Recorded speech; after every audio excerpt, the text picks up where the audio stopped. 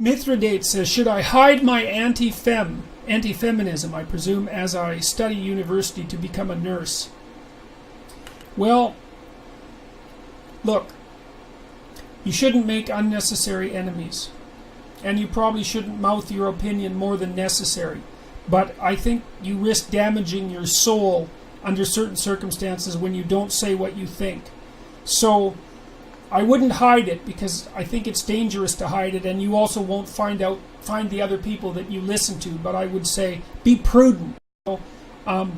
Don't falsify your opinions when you're writing. That's a big mistake. Don't falsify your opinions when you're speaking. You can always choose not to speak, but if you feel that you would be doing damage to your integrity, then you have to say what you have to say. Do it carefully, and prepare for the consequences.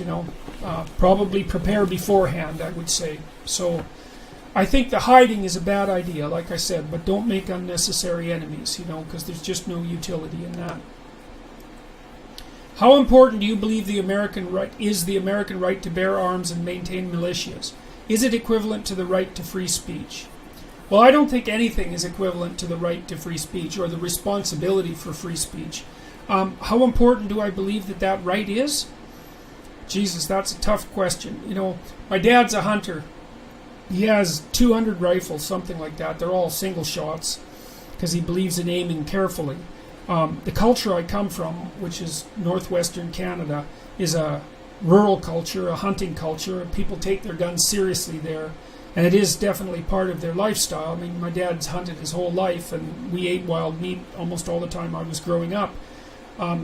I think that the right to bear arms is one of the markers of a free society. I don't think it's reasonable that only the police and the army should be allowed to be dangerous. Having said that,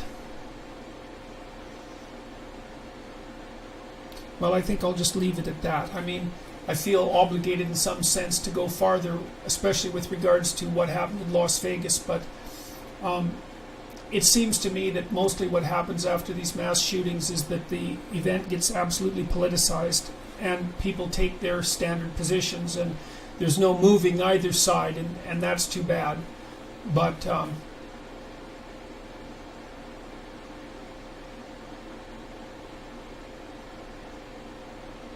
I think that it's unfortunate to use an event like the Las Vegas event or the Columbine shootings to make political capital, and I think that's usually what happens, and so I'm not going to do that.